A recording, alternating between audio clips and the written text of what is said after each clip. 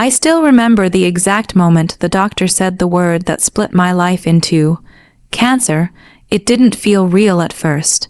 Words like that belong in other people's stories, not mine.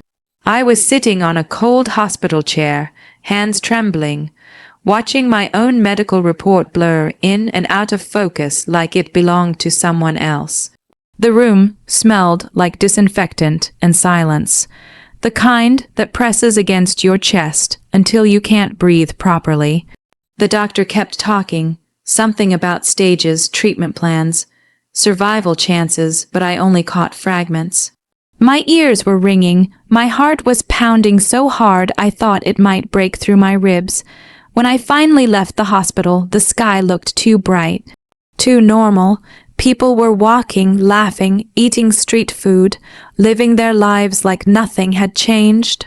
But for me, everything had already ended and restarted in a darker shape. I went home that evening expecting comfort. Instead, I found my parents waiting at the dining table like they had been expecting me to break. My mother stood up first. "What did the doctor say?" I tried to speak, but the words stuck in my throat. My father didn't wait for me. He already understood from my face. For a second, there was silence. Then my mother sat back down slowly, like her strength had drained out of her legs. "We will handle it," my father said firmly. "Don't stress yourself. You just focus on treatment." At that moment, I believed him. I was weak, exhausted, confused, and honestly, I was scared enough to believe anything that sounded like safety. The next few days turned into a blur of hospital visits, prescriptions, and fatigue that sank into my bones.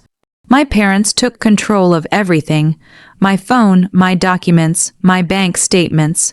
"Just so you don't worry," they said. I thought it was love. I didn't realize it was the beginning of something else. One afternoon, while lying on my bed half awake after chemotherapy, I overheard them talking in the hallway. Their voices were low, careful, like they didn't want me to hear. "The house papers need to be finalized soon," my father said. "She's too sick to manage it anyway." My mother replied, "It's better if we handle everything." My eyes slowly opened. House papers, my house, the one I had worked years to build, the one I had signed for in my name, the one I thought was safe no matter what happened to me. I wanted to stand up right then, walk out, ask them what they meant, but my body didn't respond the way I wanted.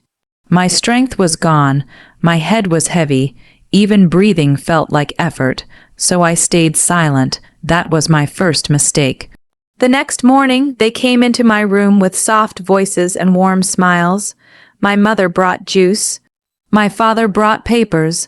"We just need your signature for medical authorization and property safety," he said calmly. "It's temporary, just until you recover." I looked at the documents. My vision was still slightly blurred from medication. The words were too many, too small, too complicated for my tired mind. "Do I need to sign all of this?" I asked weakly. "Yes," my mother said quickly. "It's just for protection. We're doing this for you." For me, that phrase echoed in my mind. For me, even now, I can't explain why I believed them. Maybe it was exhaustion. Maybe it was trust built over a lifetime. Or maybe cancer makes you softer in places you didn't know could break. I signed one page, then another. Then another. Each signature felt like nothing at the time, just ink on paper, just routine, just family. But somewhere deep inside me, something small and quiet whispered that I had made a mistake. I ignored it. Because I had no strength left to fight shadows, I couldn't clearly see. That night, as I lay in bed staring at the ceiling, I heard my parents in the living room again. This time sounding lighter, almost relieved. And I remember thinking, in a fog of pain and medication, why do they sound like something has already been won? The days after the signatures should have brought relief. Instead, something in the house began to feel different. At first, it was small things. My mother started asking fewer questions about my treatment and more about practical matters. My father spent more time outside, returning late at night with tired eyes and a phone he never left unattended. Conversations stopped when I entered the room, like a curtain dropping too late to hide the stage. I told myself I was imagining it. Cancer does that to you. It makes your thoughts fragile, unreliable. Every ache feels like a warning. Every silence feels like danger. So I tried to stay calm, to focus on recovery, to believe what I had been told. We are handling everything for you. But then the bank alerts stopped coming. At first, I thought it was a technical issue. Then I checked my phone and realized I no longer had access to the banking app. My password didn't work. My SAM card had been changed for better security, according to my mother. Security, that word again. I asked her about it one evening while she was folding laundry. Where is my account information? She didn't even look up. We transferred things temporarily. It's safer this way while you're unwell. Transferred. To where? My mother finally met my eyes. Her expression was soft, almost pitying. Don't stress yourself. You need rest, not responsibility. Something cold settled in my chest. That night, I tried to reach my lawyer. The call didn't go through. Then I tried a close family friend who had helped me with the house paperwork years ago. His number rang once, then disconnected, blocked. I sat on the edge of my bed, staring at my phone like it had turned against me. By the third week, I noticed strangers visiting the house, men in suits. Conversations in the living room that stopped when I passed by. Papers shuffled quickly into folders. I asked my father directly, "What's happening with the house?" He didn't look surprised. "That was the worst part. Nothing you need to worry about," he said calmly. "We are organizing ownership details to protect it from legal complications. You're sick, remember. This is all temporary." Temporary? Everything was temporary in their words, except my helplessness. One afternoon, I overheard something that shattered the last layer of doubt I had left. I was lying in bed, weak from treatment, when I heard my mother speaking in the hallway. "It's done," she said quietly. A pause, then my father's voice. "The transfer is complete. Yes, it's in our names now." Silence followed. Not the peaceful kind, the heavy kind that crushes meaning out of air. I felt my fingers go numb. My house. The one I had signed for. The one I had built brick by brick with years of effort and sacrifice. The one I thought was waiting for me to recover in. Gone, I forced myself to stand, legs shaking, and walked into the hallway. They both turned immediately, too quickly, like they had been expecting me. "What did I just hear?" I asked, my voice barely holding together. My father sighed, as if I were a child misunderstanding grown-up decisions. "You're overthinking things." My mother stepped closer. "We did what was best for the family. You are not in a condition to manage legal matters. This protects everything. Protects everything." My voice cracked. "You took my house." My father's expression hardened slightly. "We didn't take anything. We secured it. There's a difference." But there wasn't. Not to me. Something inside me collapsed quietly, without drama. No shouting. No tears. Just a slow realization that the people I trusted most had been rewriting my life while I was too sick to stand. I looked at them, searching for any sign of guilt, hesitation, regret. There was none, only certainty. And that was when I understood something far more painful than betrayal. They didn't think they had done anything wrong. They thought I would never be strong enough to stop them. After that confrontation, something in the house changed permanently. Not loudly, not visibly, but like a lock clicking shut inside a door I didn't even know I had been standing behind. My parents didn't avoid me. They didn't apologize either. Instead, they acted as if the conversation had never happened. As if my accusation was just another symptom of my illness. confusion, weakness, side effects of medication. You need rest. My mother kept repeating whenever I tried to bring it up again. Don't stress your brain. My father would add, calmly dismissing everything I said with the patience of someone dealing with a fragile child. And slowly, painfully, I began to understand their strategy. They weren't fighting me, they were rewriting me. Every concern I raised was turned into proof that I was not well enough. Every memory I questioned was treated as unreliable. Even my tone of voice became something they analyzed, twisted, and used against me. She's not stable right now, I heard my mother say on the phone one afternoon. The treatment is affecting her judgment. That sentence did something irreversible inside me. I stopped speaking openly. Instead, I started watching from my bed, from the hallway, from half-closed doors. I began collecting moments the way a drowning person collects air. And the more I observed, the clearer the truth became. My house was no longer mine. People came and went freely now. Contractors measured walls. Strangers discussed renovations like they had always belonged there. My childhood photos were removed from the living room and replaced with neutral decorations that made the space feel like a showroom instead of a home. When I asked where my belongings were being moved, my mother smiled gently. We're reorganizing things. New chapter for the family. New chapter. That phrase again, it felt like they were speaking about a life I was no longer part of. One night, I tried again to reach someone outside, my lawyer, Mr. Hassan, who had helped me draft the original property documents. I managed to borrow an old phone from a visiting nurse when my mother wasn't watching. The call rang, and then disconnected. Blocked again.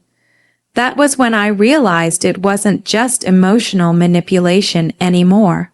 It was systematic isolation. Every connection I had outside this house had been quietly severed. I was trapped not physically, but legally, digitally, socially. And I was too sick to fight it the way I used to. The worst part wasn't the betrayal itself. It was the silence from everyone else. Friends stopped visiting. Relatives stopped calling. Even people who once cared about me began to speak in vague phrases. We heard you're unwell. We hope things are okay at home. Your parents are taking good care of you. Taking care of me. If only they knew what that meant now. But there was one person who didn't fully disappear. A nurse named Alina. She was new, assigned during one of my hospital sessions. She didn't ask too many questions, but she noticed things others ignored. The way my hands shook when I read documents. The way I flinched whenever my parents spoke for me. One evening, she stayed behind after checking my vitals. You don't look like someone who is confused, she said quietly. I looked at her, unsure if I could trust even kindness anymore. I think you know more than you're allowed to say, she added. For a moment I almost broke. Words pressed against my throat, everything I had seen, everything I suspected, everything I was too weak to prove. But I didn't speak. Instead, I just whispered, I don't know what I can do anymore. Elena looked at me for a long time.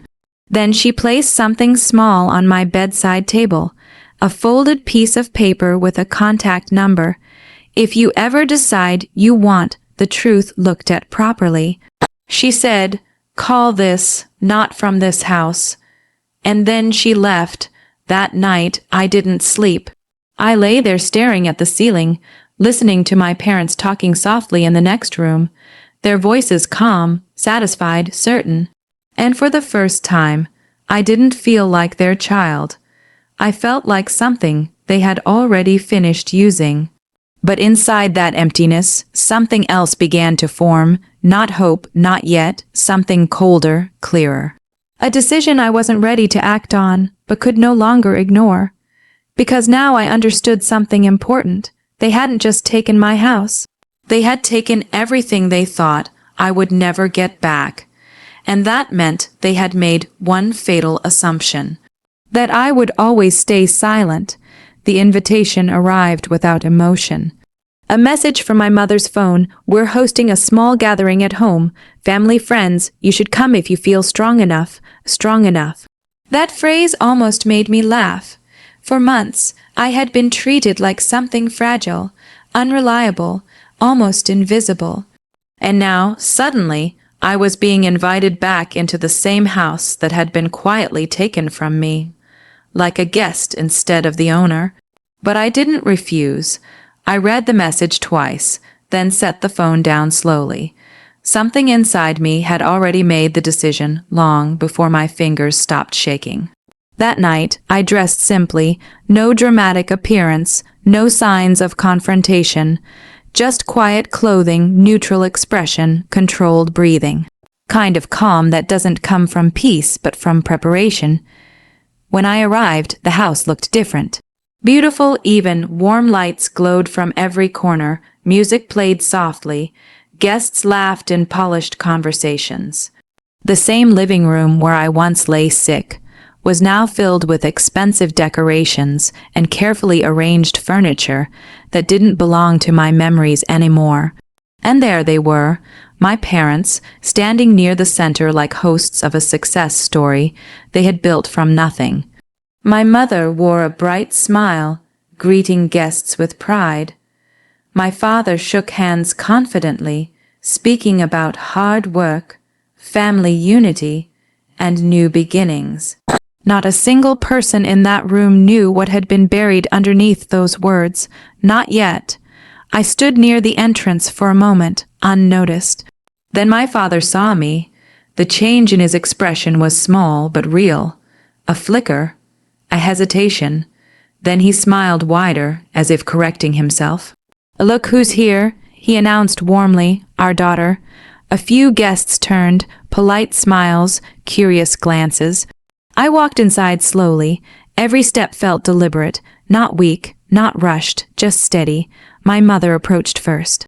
"You came," she said softly, as if surprised I still existed outside their control. "I was invited," I replied. Something in my tone made her pause. For a moment, I thought she might sense it, the shift, the calm beneath my words. But she didn't. She simply guided me further inside like everything was normal. And for a few minutes, I played the role they expected. I nodded at conversations, accepted small greetings, looked around the house that had once been mine, but now felt like a stage built over my life. Then I reached into my bag and everything stopped. Not because I spoke, but because I placed a small black box on the table. It wasn't large, no labels, no noise, just a simple, matte box that looked completely ordinary. Still, the room felt it immediately. My father noticed first. "What is that?" I looked at him. For the first time in a long time, I didn't feel weak standing in front of him. "It's for you," I said calmly. A nervous laugh came from someone nearby, thinking it was a gift. My mother frowned slightly. "This isn't the time for surprises," but I didn't move. "I think it is," I said. My father reached for it, cautious now. The room quieted slightly as guests sensed tension shifting in the air. He opened it. Inside was not just one thing. It was everything: documents, copies of signatures, legal transfers, bank records, call logs, audio files.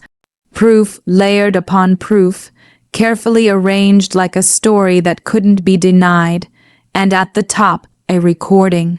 His hand froze. My mother leaned in. "What is it?" He pressed play. His own voice filled the room, cold, confident, discussing transfers, ownership. "She's too sick to understand anyway." Then my mother's voice followed. "Yes, it's better this way." Silence fell so fast it felt physical. Guests stopped smiling. Someone stepped back. Another whispered, "What is this?" I watched them, not with anger, not with tears, but with something quieter. Clarity. My father's face tightened. This is taken out of context, but the room wasn't listening anymore. The box had already done its work. Years of trust, reputation, pride collapsing in real time under the weight of truth they had assumed would never leave the walls of that house. My mother looked at me now, really looked at me, as if seeing me for the first time. "What do you want?" she asked, voice trembling. I didn't raise my voice. I didn't need to. "I don't want anything," I said. A pause. Then I added softly, "I just came to return what you thought I would never take back." And with that I turned around, not to watch them fall, but because I no longer belonged in the house they stole. I had already left it long before I walked through the door.